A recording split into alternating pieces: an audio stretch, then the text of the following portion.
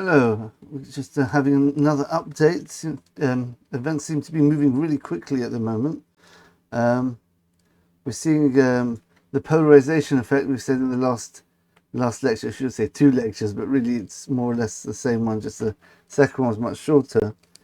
You're seeing crazy things between we spoke about last time about the Messiah of Edom, of Rome, or the Western world, Christianity, right?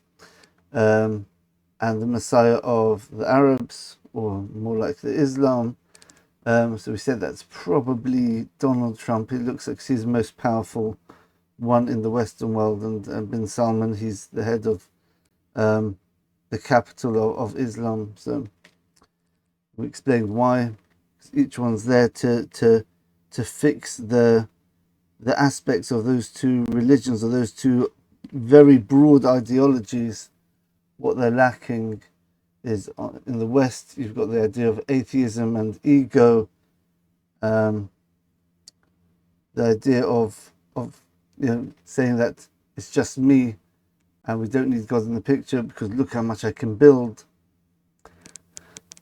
And in the East, you have Yishmael, you have the more spiritual side of the hemisphere of the globe. There's the eastern side, which is personified by Yishmael, Arabs, and especially Islam, and the centers in Saudi Arabia, of course, which their strong point is the spiritual side, that we do believe in God very, very deeply, right, and genuinely. However, that there's a negative side to it that entails in it destruction of the physical world. And God, of course, wants to have a world, obviously, with his presence and awareness of him, but he wants there to be a world for his presence to go into. Very similar to the idea of the soul and the body, right? It's not good enough just to have a soul. As explained in the very first Keystone lecture, there has to be an interaction, there has to be a partnership between those two opposites, right? And they become unified together. The more things are unified, the Ramchal says in Das Tavanos, in Knowing Heart, he says that for God's unity to be complete, amazing idea, the whole world has to be unified with each other. So if there's antagonism in the world, that stops God's oneness coming into the world. And it makes a lot of sense, because if everyone understands that I've got my place, you've got your place, and we're all here to reveal God in the world, if they actually function like that, then God will be revealed through the different facets, the different diverse type of characteristics each nation and each individual has, as they come together to unify and to recognize God in their own individual, special, unique way, right? And the harmony of all of that together is a revelation of God's oneness. And it even relates to the fact that there's a oneness down here. The more things are unified down here, the more that it reveals that there's one source which everything is coming from, and also which is the world is directed towards. Yeah, we all come from God, and our job is to bring everything in the physical world back to God. So that's the idea of the harmony of the two opposites, and you can't get more opposite than the East and the Western philosophies, right? Total spirituality, we hate the physical, or total physicality, and we shun the spiritual, right?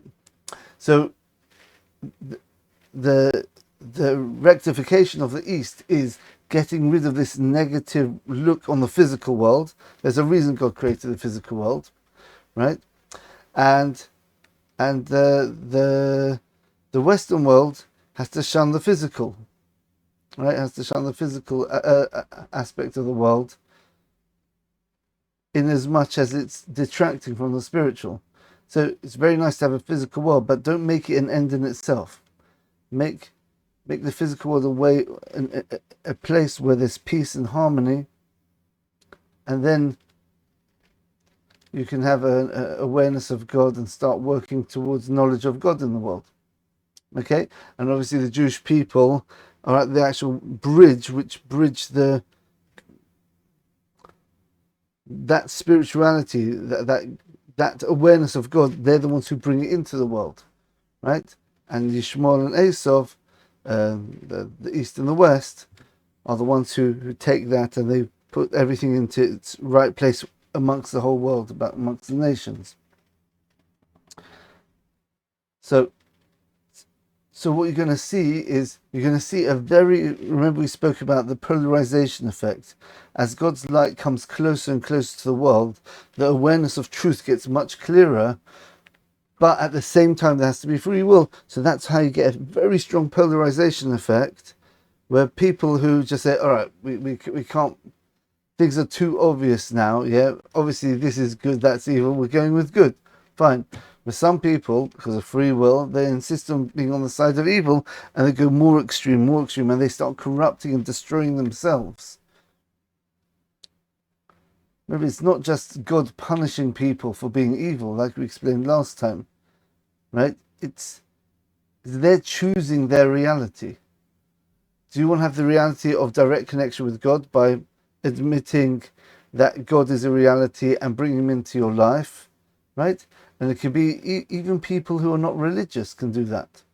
Yeah, just say, I don't know for sure, but I want to be good. And if God's part of that, I'll accept there's a God. Like what's it called? The atheist's prayer. Yeah, God, if you're really out there, give me a sign. All right. Oh, it's not good to ask for signs. It's better to ask God for wisdom, right?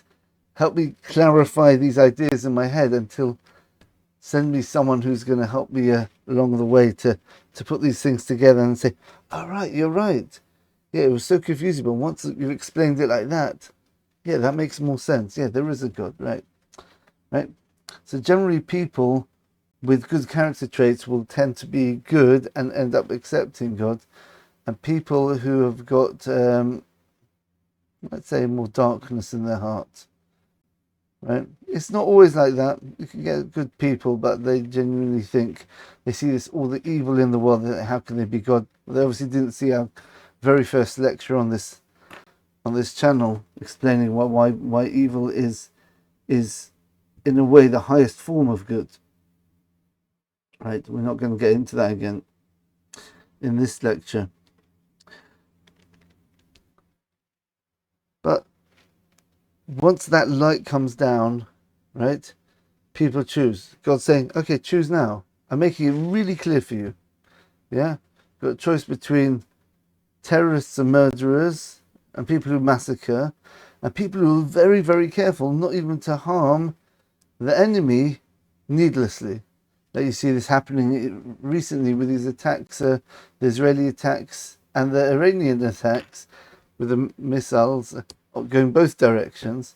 You see that the Israeli attacks were incredible precision. They took out all the anti-air defenses, right, with drones, genius idea, and they assassinated lots of I think the whole top tier of the generals of the IRGC, right, the Iranian Revolutionary Guard Corps, yeah, right, that's the Iranian army, which is really the Iranian government, essentially, because you've got the supreme leader, which is the Ayatollah, Imam Shimoni, and under him you've got the IRGC, and then you've got the Prime Minister, right, so it doesn't work as a democracy as such, as something which supersedes a democracy. It's a dictatorship, obviously, or theocracy. So the Israelis, they shot these missiles with such precision that it went into basically the side of a building, a huge explosion, that all these generals inside got killed, and the next the apartment in the same building, the next apartment was totally unharmed. So it's quite amazing how good the Israeli army is, which represents the Jewish people, for better or for worse. We're not getting into the internal politics of Judaism here, But yes, they definitely, in the eyes of the nations, definitely represent the Jewish people. And on the other hand, when Iran shoots their missiles, right, their ballistic missiles, which come in at immense speed, no control over them at all, they're just aimed at population centers. And it's a religious mandate they have, okay?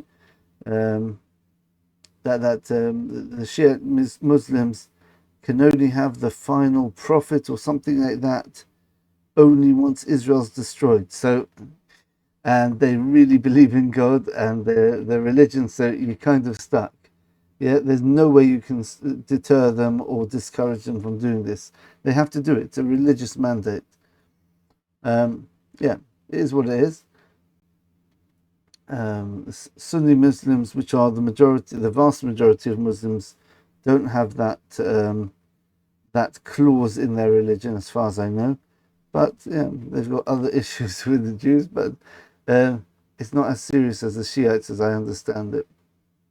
Right. So that is Islam, or the Eastern world, but it's a negative aspect of it. It's the one which wants to destroy, right? And in fact, it wants to destroy the people who are trying to bring peace and completion to the world. So they're really enemies of the Jews and of God. They're enemies against God's plan, essentially, which is to make a world which is nice and functioning. Whereas America, their problem is corruption, which goes after physicality. People want to be wealthy, have power, right? And they want to ignore God, right? Whereas we said that Trump, who's the head of the Western world, the head of Esau, of Edom, he thanked God for saving him. He recognized God saved him with the assassination attempt. It was a very, very big sanctification of God's name, right? People think, yeah, it's clearly God did it. So that's a rectification of the Western world. Now, today we're going to speak about a Midrash. A Midrash is a part of the Oral Torah, and this particular one is a collection of someone who's called Rabbeinu Shimon from Frankfurt Domain. Okay. So someone who's relatively recent, in the last few hundred years, but he basically has collected a collection of different midrashim, midrashes from different sources. Okay, so it's more of a collection of midrashes. Unfortunately, I don't know exactly where this one comes from. I can check. I see here it's from the pt10. The pt10 is one of the original midrashes. Midrashes basically means drush. Remember, we had the lecture on Introduction to Kabbalah, the first one. We speak about the two aspects of the Torah, the written Torah, the oral Torah. This is part of the oral Torah, and it's the one which deals with exegesis, which means you take verses and you derive things from the verses. Now, Midrash also seems to take on a sort of,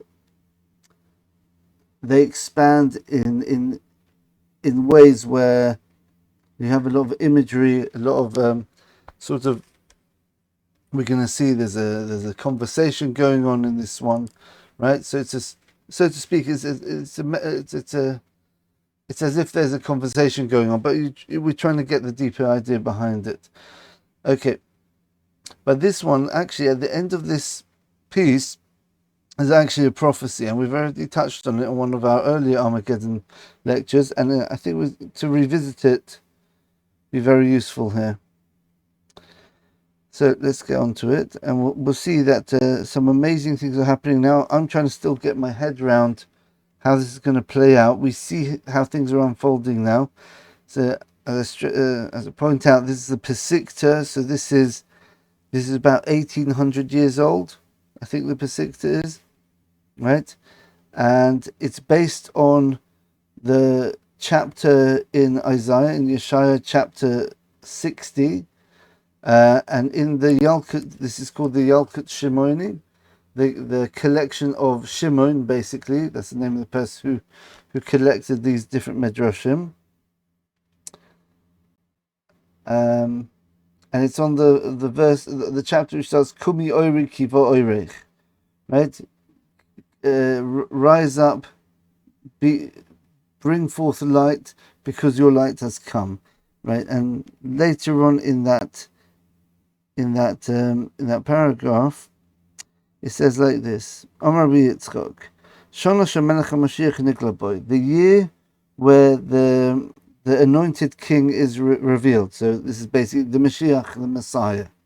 Okay, the Jewish idea of the Messiah is there's a few different ones, but the general idea is he's meant to be the leader of the Jewish people, an extremely holy person, right? He becomes holy before he's revealed as the Messiah, right? He's still a regular human being. I've got to stress that. But he gets certain revelations, a certain awareness. Each one of the Messiahs has a different history. They're quite different. The Messiah, Mashiach ben David, the Davidic one, which is the final king of the Jewish people.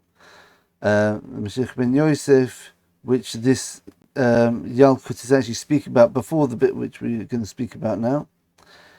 And you've got the Mashiach ben Don, which is another one, which is a Messiah from the tribe of Dan, whose job is, we see the archetype in the story of Samson. Samson was from the tribe of Dan.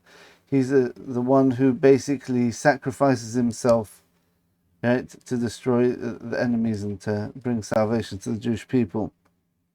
Right, so it's not very well known, that one, but and then you got the other two as well, right? Because remember the story of Samson, he stood in the middle of the Philistines. Interesting, the Palestinians, right? Philistine, the Philistines are called there, and after he was blinded and captured, he had immense strength, but he lost it when his hair was cut off. The whole story there in the book of Judges, around chapter 14, 15, somewhere around there. You can look it up yourself. He stood and he pulled the pillars down, and everyone was watching him, and the whole stadium collapsed and killed all the people in there, and the Jewish people were saved from their enemies, but he died with them as well. So that was a very brave, sort of selfless act at the end there. And he's actually, we know his burial place. It's not too far from where my daughter lives in Israel, in Beit Shemesh. Yeah, they actually got his burial place there. Okay. So the year where the Mashiach is revealed, okay. So we're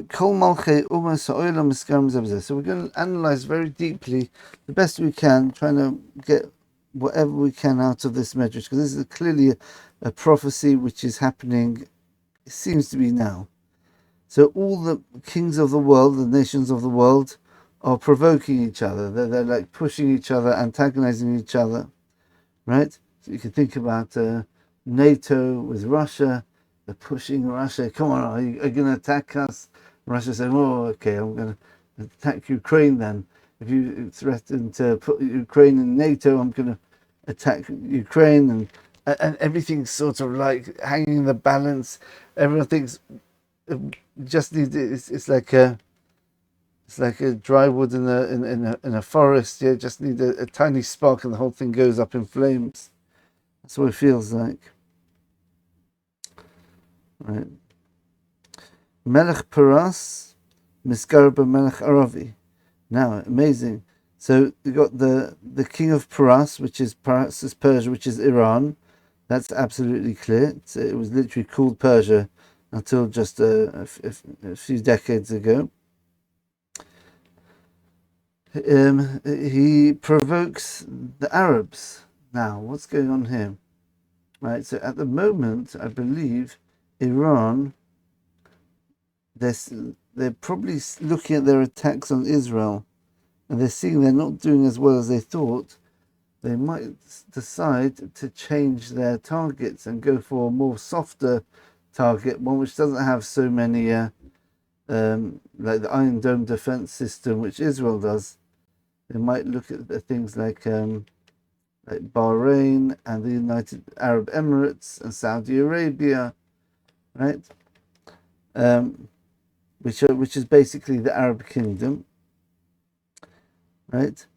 So this might not have happened yet, or it could be it's referring to when Saudi Arabia originally made its alliance with America many years ago to protect it from Iran, because Iran basically wants Saudi Arabia because that's where the center of Islam is, and it loses legitimacy. The Shia Muslims don't have so much legitimacy if they don't own the main place of Islam, which is Mecca, which is in Saudi Arabia.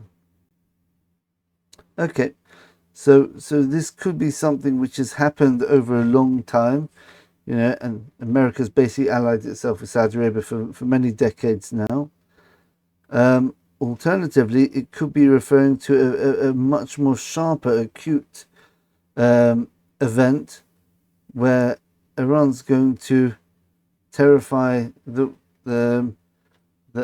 Saudi Arabia directly by attacking it, right, and get its proxies in is it Bahrain, Qatar? I can't remember.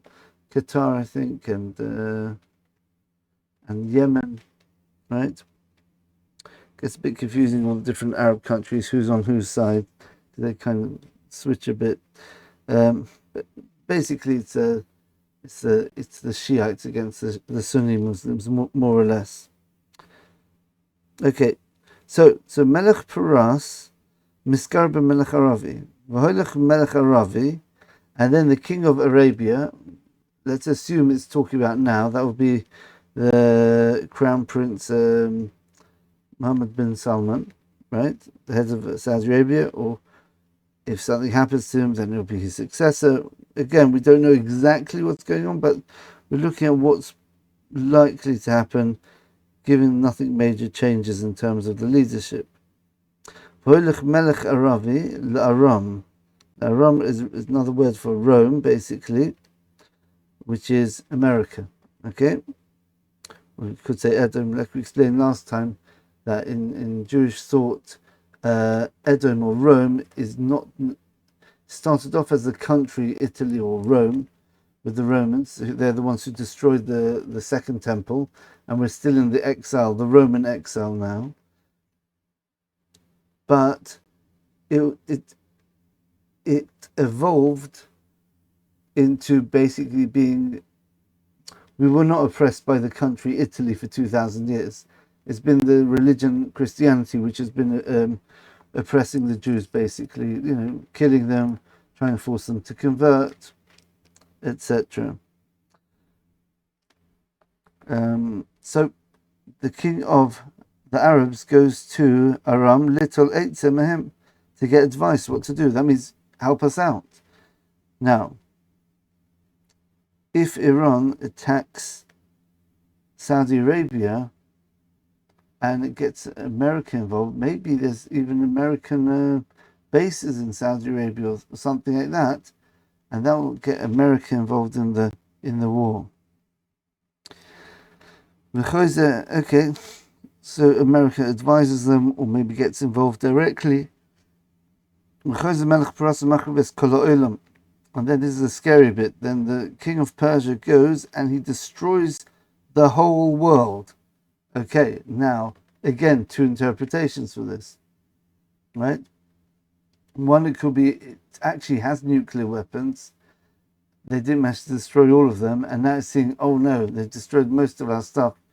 Where's that one nuclear weapon we managed to do? And then it shoots off a nuclear missile, and that maybe starts off a chain reaction, chain event with all different other countries joining in the nuclear panic, or maybe it's got more than one. Alternatively, it could be looking at what's happened recently, is that if we assume that the Israeli intelligence is good and they did manage to disable and shut down any nuclear weapon development in Iran, what would the natural reaction of a fish, sort of like out of water, it's struggling for life? What would it do? Yeah, a cornered animal who's sensing its doom. What does it do? It lashes out. So what could happen is this destruction of the whole world might actually be through terrorism, right? It could be the Iranian, especially with the expansion of the, the open borders, which has been going on for a few decades now in different Western countries. There's a lot of infiltration by probably Islamic terrorists, sleeper cells. Yeah, it's scary to think of, but yeah, this could be a viable interpretation of this as well. So if finally Iran says, okay, we're about to be destroyed, last chance, as they say, you got to go long, game of American football, you've got to just throw the ball long and hopefully someone catches it right at the end, yeah? Last chance saloon, right? And they say, right, we're about to get destroyed, let's take out as much of the world as we can. Maybe we'll get lucky, even if we don't. They like to destroy, remember? If there's, that could cause a massive destruction in the world.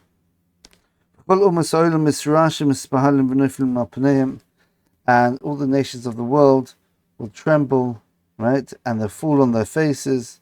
And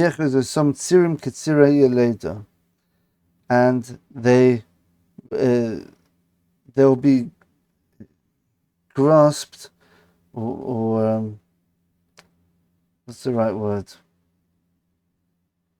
Sort of birth pangs will grasp them, right?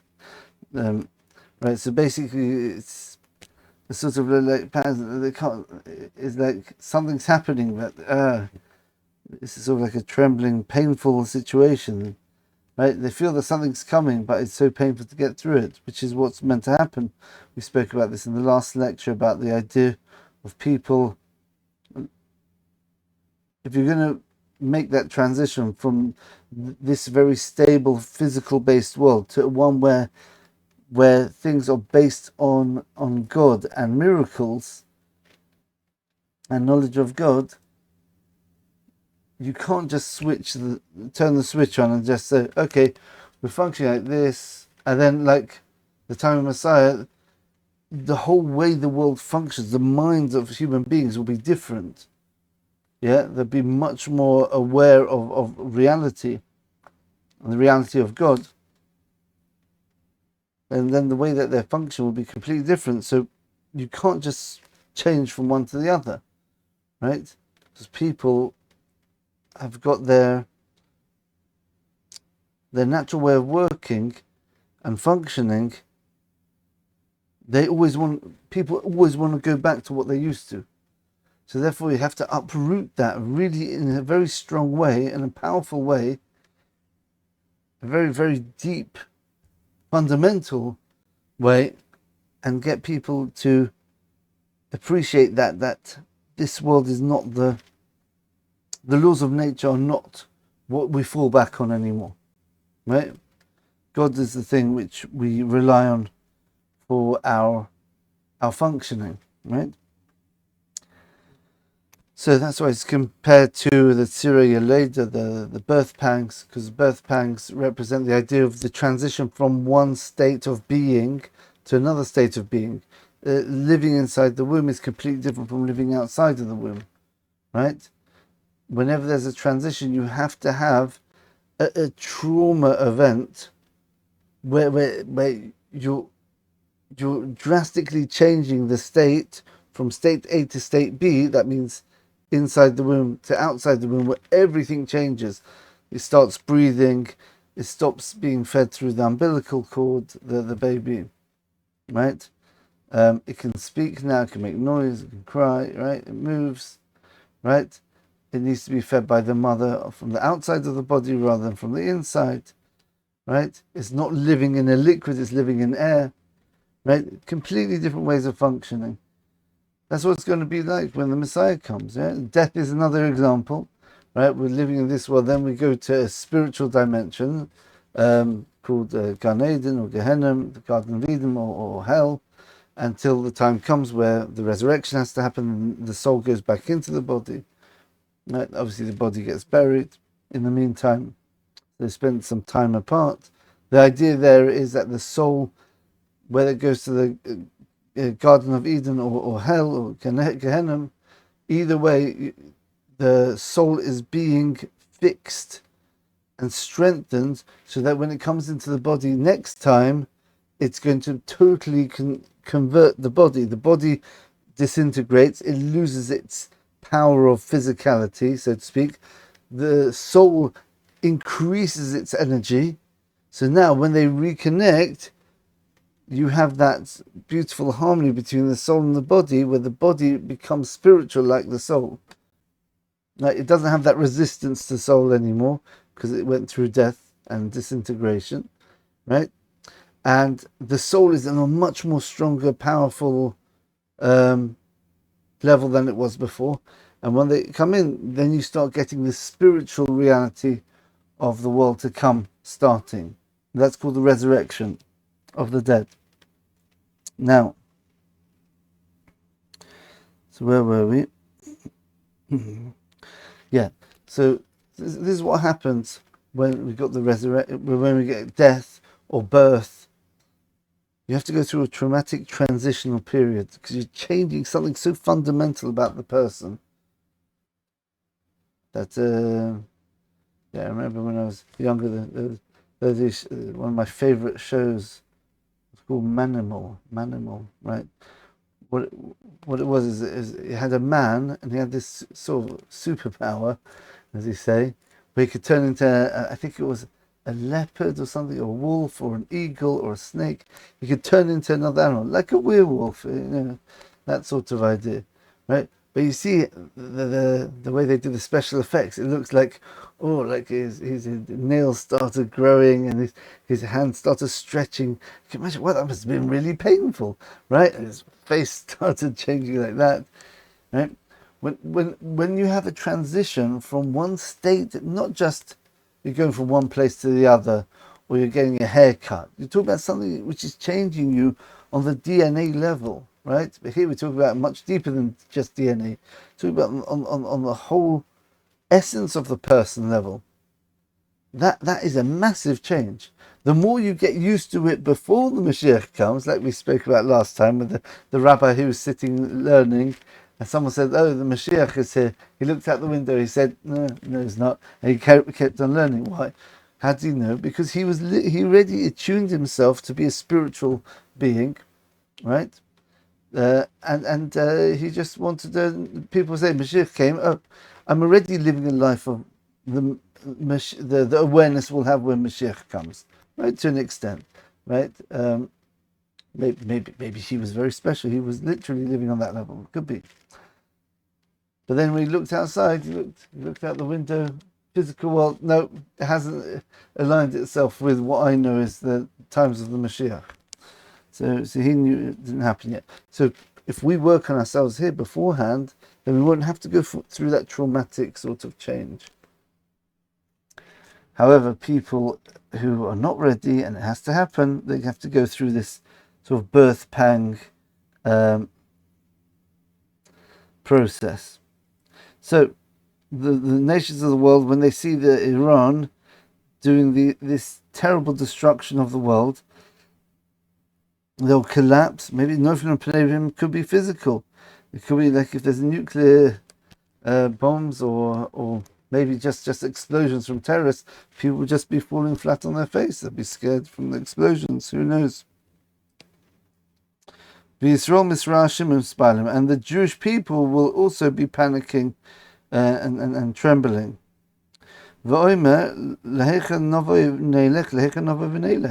And they'll say, where can we go? Where can we come? Where can we go? Where can we come? Now, my interpretation of this could be, again, we don't know for sure. We definitely get the gist of what's going on here, right? The details, not 100% sure, but it sounds like this strange Loshen, the strange language of where will we go, where will we come and go, where will we come and go? Coming and going, where from and where to? It could be just they're panicking. Should we go into the safe room? Should we go into the building? Should we stay outside of the building? If the building might collapse, or maybe that could be the panic when the rockets are coming. It could be, if I was correct about the whole world being destroyed through terrorism, right? Maybe the Jews in outside Israel think we're probably safer in Israel.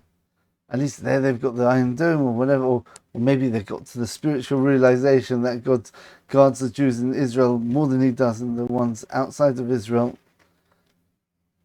There's more of a revealed hand of God in Israel than there is in outside. God works in mysterious ways outside of Israel, so to speak, but more revealed in Israel. It's another discussion for another time. So it could be, should we go in? And then maybe the people in Israel, some people say, we can't stay here anymore, I can't get any sleep, it's driving me mad, panic, it's PTSD, God forbid, And they think, well, maybe we should go out, maybe we should leave Israel. So the Jewish people end up panicking as well. But then God says to them, Bonai, Altis Yoru. So you're seeing all these missiles and everything, all this destruction which Iran's doing. Don't worry. Everything I've done for you. Right?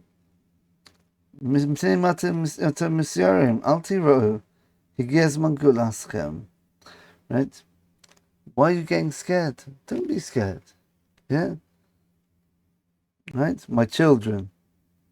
Right? The Jewish people are called God's children.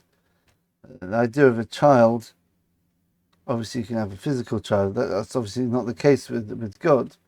The idea of a child is someone who carries on the legacy of the father. Okay? So in Deuteronomy chapter 14 verse 1 it says, you're the sons to God, right? Also in Exodus chapter 5, I think. Yeah. It's B'ni B'chor Yisrael, my firstborn son, the Jews, right? When Moses was speaking to Pharaoh, let the Jewish people go. And God says, let my firstborn go, right? The Jewish people are called his firstborn. The firstborn is the main child who really brings out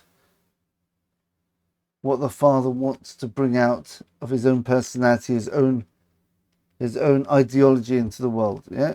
So he teaches his firstborn. The firstborn, you carry on my legacy. So if God's legacy, so to speak, is bringing his presence into the world, so the whole world can appreciate God and have this amazing pleasure of knowledge of God, which is the highest pleasure possible, right? So the Jewish people are meant to be a light to the nation, which is literally the beginning of this chapter, which I haven't said here. Kumi ori kivorech. Get up, shine, because your light has come, right? Right? It speaks about at the beginning here about there are different lights which different human beings made in the world, right? It speaks about Moses. That light got extinguished. That was the Mishkan, the tabernacle. B'mei Shlomo b'Kovsa, the days of Solomon, he built the temple, and that got extinguished, right? And it says from then onwards, we're only going to wait for your light, God. Yeah, so that's the idea of the third temple is going to be built by God. It's going to come down from heaven, right? Because with you, it is the source of light, of living light. That's a verse in Tehillim in Psalms chapter 36. Right, and that's the first verse in chapter 60 in Isaiah. Kumi oirikivorech, stand up, illuminate, because your light has come. Right, so I said this. So we're the children of God, because we're the ones who are tasked with being v'holchu goyim la'orech, and then the non-Jewish nations will go to your light, to the lights of the Jewish people, because we're the ones who bring it in and reveal it.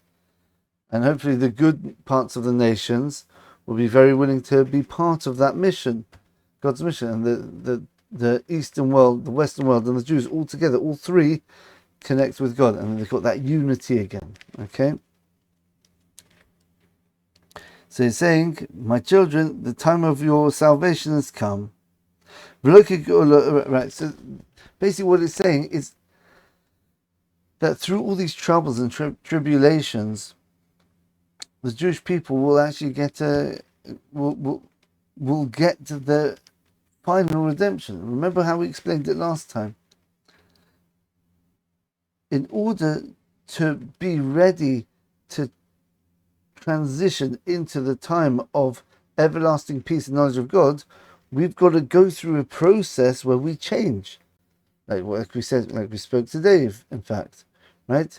That transition process is very important. The non-Jews also have it. They fall on their face like birth pangs of a woman in labor pains, right? Right. We've got to go through that transition, right? So all this suffering, right, which the Jewish people are going to go through in the world, it seems, you don't have to, it doesn't say, I'm just doing this for you. I'm saying, don't worry, don't even be scared. Which is an amazing thing. So basically, if we take this Midrash, as we should, if we assume that's happening now, there's nothing to worry about. Amazing. Right? So despite all the you would have thought the one time in history to have absolute panic and mayhem and fear will be when the whole world's about to be destroyed by a rogue nation who doesn't care about destruction. They live for destruction, right? Live for destruction. Yeah, paradoxical that, right? And they've got their hands on the nuclear weapons, and they're shooting them off, and the nuclear weapons land, and people are getting killed. God forbid. Don't worry. Have faith in God, because now you're going to realize if this was a natural world, all these missiles, that means it's the end. Yeah, mankind's going to be destroyed, right? Or at least set back thousands of years, right? Like these apocalyptic stories, right? Post-apocalyptic stories where there's just a few people wandering around. And, yeah. So don't worry about it. That's all if you're living in a natural world. You're about to live in the supernatural world. So therefore, bombs, missiles, don't worry about it. Have confidence. Trust in me. Right? Don't be scared. Because I'm doing this all for you. Right? It's a privilege. So it's a wonderful, exciting time, really. It is daunting. It's definitely daunting. It's definitely scary. We have emotions. And remember our natural way of functioning. You see something dangerous, that's a reflex. Fear. We have to learn how to reframe the way we look at the world and see that just like we saw in time of Egypt, open miracles, right? That teaches us that God's really in charge. And when he wants, he turns the tap of nature off. He turns on the tap of miracles. He just chooses, sometimes I want to do this, sometimes I want to do that. But there's nothing intrinsic in nature which is scary. There's no reason to be frightened. If we understand really what's going on in the world, whatever we see outside, it's only God. God's the only one in charge. Right? And that's a lifetime work, but some people haven't worked on it. So God has to give them a crash course. Right? God's crash course. Maybe I call the title of the video God's crash course in reality or something like that. Yes, beautiful words, beautiful words. Let's just read it through once more. Amar Rabbi Yitzchak, Shana Shemelech Mashiach Nikla Boi Kol Machil Mis'olam Miskan Zebezeh. The year where the Messiah comes, when he's revealed, he's ready here, but he has to be revealed, obviously. All the nations of the world will fight or provoke each other. Melech Paras Meskarab Melech Aravi, the Persian king, which is the king of Iran, or the Ayatollah, the supreme leader of Iran, will antagonize or threaten the king of Aravi, the crown prince of Saudi Arabia, probably. And then he'll go to America. The Saudi prince will go to America to get help, or to get advice how to deal with these problems which are being afflicted upon them by Iran. And then Iran will then go, it could be because now America's helping Saudi Arabia, maybe it's retaliating and it's attacking Iran. Then Iran, as a response, just said, fine, you're attacking me, America, I'm going to destroy you, right? With all my either nuclear missiles or with my terrorists, which I've planted in all the different cities in the West. And then when this happens, the world will panic and fall on their faces, and they'll be experiencing something similar. What's the word? Analogous to birth pangs or labor pains. The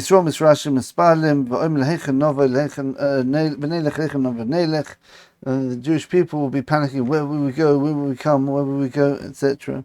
And God says to them, Bonai, my children, al tisyaru, don't fear. Everything I've done it only for you. Why are you getting scared now? Yeah, this is it. This is what you've been praying for the last few thousand years, and we've been waiting for the whole length of mankind's existence since the time of the sin of Adam. You've been waiting for this final time where you finally corrected the sin of Adam, and you can get back to that level of Adam before he sinned. Right? The time of your redemption is here. It's not just another one of the redemptions of the different exiles we had in the past. The first gula, the first redemption, when we came out of Egypt, for example, or maybe it's referring to Egypt specifically, yeah, afterwards we had problems with other nations. Right? But the final redemption, we won't have any suffering or any subjugation to any other nation after it. You'll be free to do what God wants, and on the contrary, the nations of the world will actually, once you've got the good parts of the nation out, of each of the two sides of the world, right, and obviously all the good individuals, right, and they will join up with you, right, and they'll follow your lead in how to get awareness of God and how to become spiritual beings as well, right. In fact, the Ramchal says that at that stage already, the awareness of the non-Jews, the ones who have never learnt about God at all, right? As long as they get there in the end, I'm not sure if the atheists are going to get there if they are adamant in staying in their atheism. If they're open-minded and they're not sure, but they're leaning, okay, teach me. I just don't know. If they're humble, yeah, they probably come along as well, I would imagine. If they're good people and they're honest people, sincere people. Right, when I talk about the atheists, and talk about the militant ones, the ones where they're going to be irrationally against God, right? Not listen to any evidence. So those people, those non-Jews who then come. So you've got non-Jews who are interested in knowing about God, and the Jews obviously, hopefully, all be interested in knowing about God. It's not just knowing. It's our whole being becomes absorbed with the awareness of God, which means perfection. We become perfect because we are benefiting from that light of perfection. That's infinite pleasure. Pleasure is completion. Pain is a lack of completion, right? Pleasure is when everything is absolutely perfect, right? Doesn't mean you're comfortable, right? It means you're feeling pleasure. Oinik. So that's the idea. And what do we see in the world happening at the moment? We see a crazy polarization happening in the world. Yeah, we see those people who are suffering through. Canada's a great example.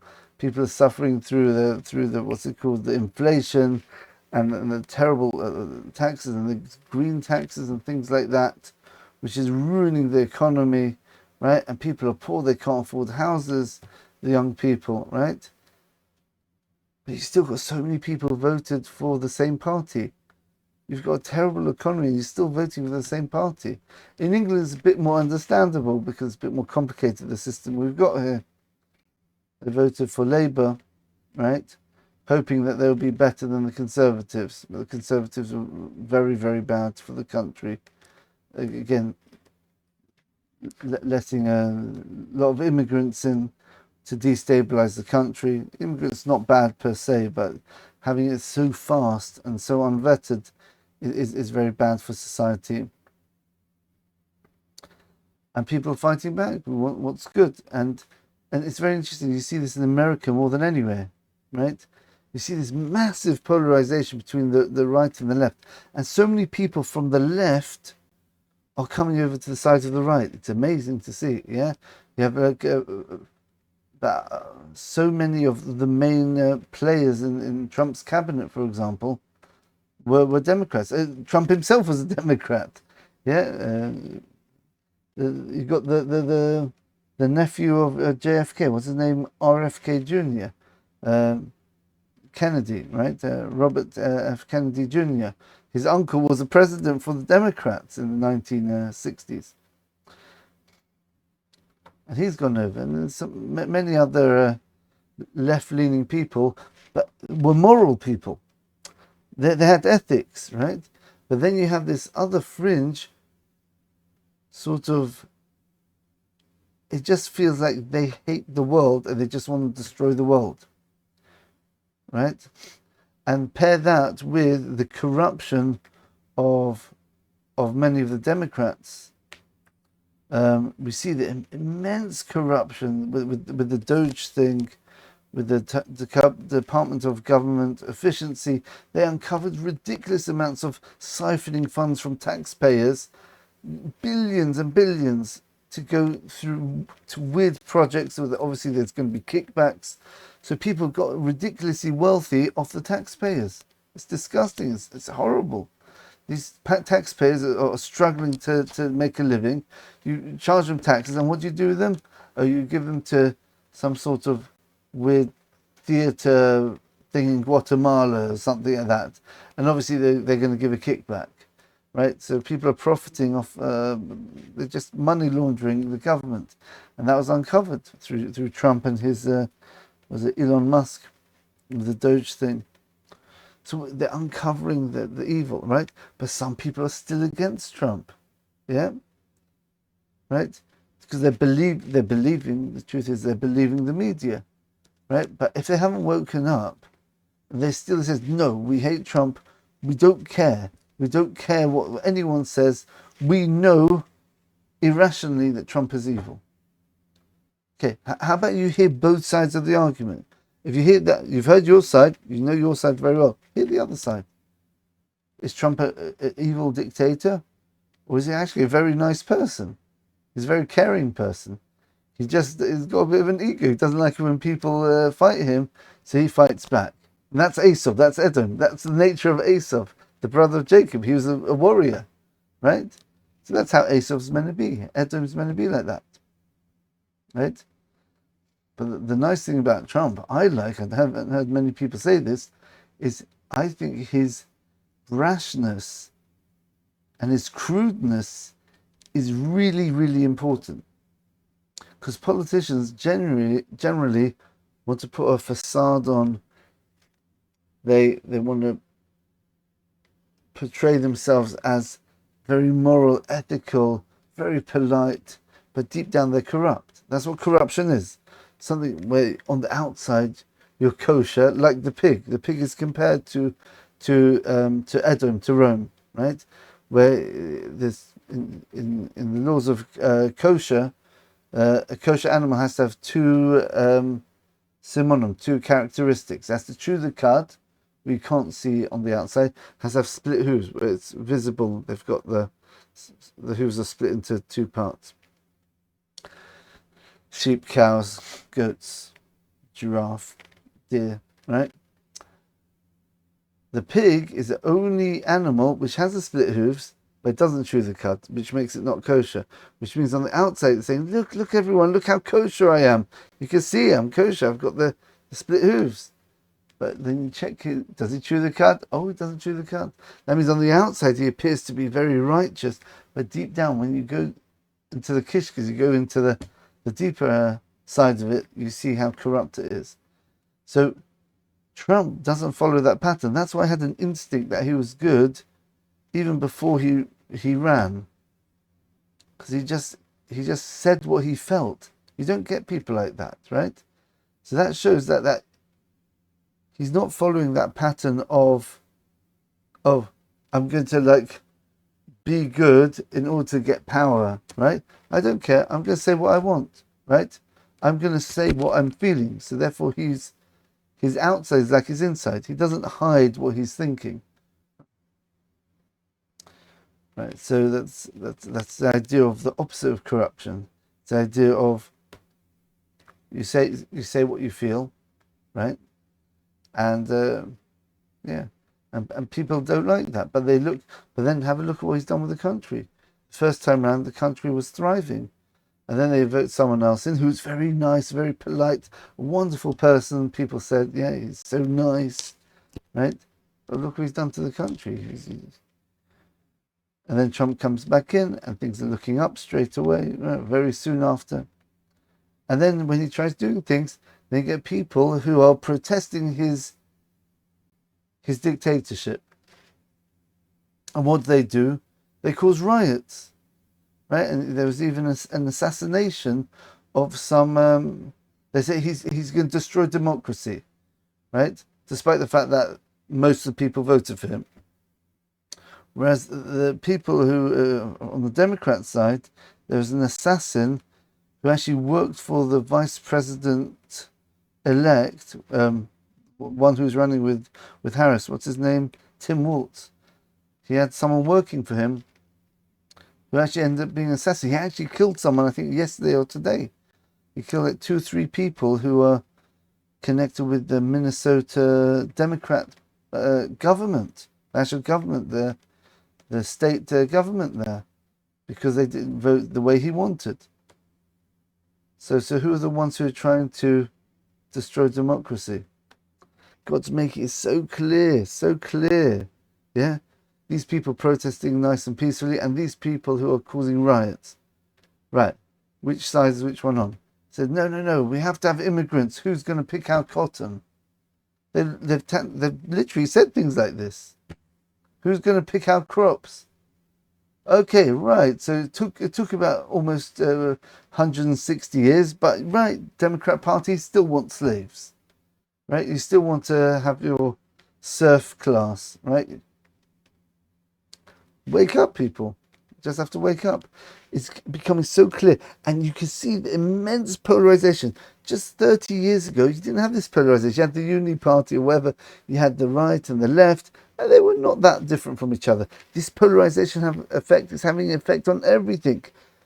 If you look in any country in the West now, yeah, you don't have parties in the middle anymore. The Conservative Party was a party in the middle. It's destroyed now. It's gone. Right? It's Reform, or it's not even Labour anymore. It's Liberal Democrats on the other side. So you've got the far right and the far left, if you want to call it like that. Whatever you think. I'm not getting into politics in England anyway, but I'm not trying to get into politics or into individuals here. I'm just trying to bring out the ideas here, right? Maybe you'll hear what I personally feel under the surface, but I don't think it's important. I don't think it's important. Is Trump a good person, bad person? That's not important. What's important is for us to understand what God's trying to do here and how we live our lives in a productive way. People get distracted by thinking, oh, let's argue about this. You're not helping anyone by arguing about politics. It doesn't help anything. What does help is to understand that God's running the world, and we can see in a beautiful prophecy here, right? The one about the polarization effect. We see that you've got a very strong push towards nationalism, and they're very peaceful. It's amazing here. People think the nationalists are like the Nazis. It's not like that at all. The nationalists are the ones who are very peaceful. The ones who are standing up for immigrants and things like that. They're the ones causing the riots and killing people. Which side are you on, right? So let's have a look. Well, isn't nationalism bad? Want the Nazis nationalism? Nationalists? Oh, it must be the nationalists. No, we just want to be safe in our country. We don't mind if immigrants come in, but you can't let criminals in. Okay, that sounds reasonable. Again, every place has got a split now. In the Arabic countries, the Eastern countries, they've got their test as well, right? Are you going to be pro the violence, the destruction of Iran and the terrorist groups in the Middle East? Or are you going to be looking for a peaceful solution, the Abraham Accords? Free will, polarization, good, bad. That's what it's all coming down to now.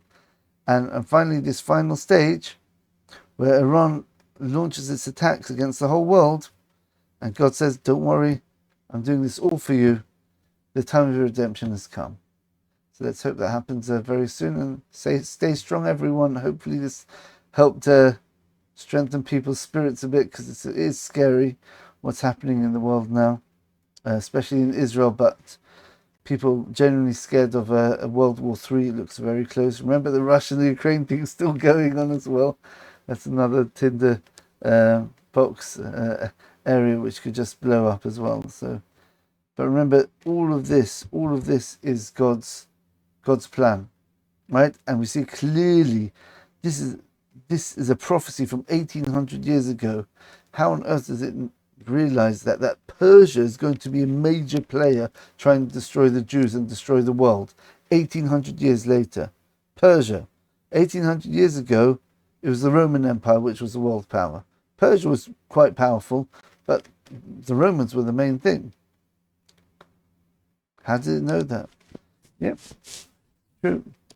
Prophecies of the Torah are true, and like they've always been proven true. Yeah, throughout generations. Might do a video on that, showing all different types of prophecies in the Bible, and even in the rabbis' writings, right? In the Talmud, the Midrash, which have just come true. The return of after 2,000 years of the Jews to their homeland, that was prophesied, right? After you go through the troubling exiles, then God will come back with you to the land of Israel, right? In chapter 20, chapter 20, 30, chapter 30, verse 3 in Deuteronomy. 30. Yeah. And we see a beautiful prophecy here, and it's coming just in time, hopefully for the time of Mashiach. We see all the missiles coming through, terrifying missiles, right? Absolute destruction they can wreak. You see what one does even. Unfortunately, some people have been killed in Israel already, right? We've got saying, still, don't be scared.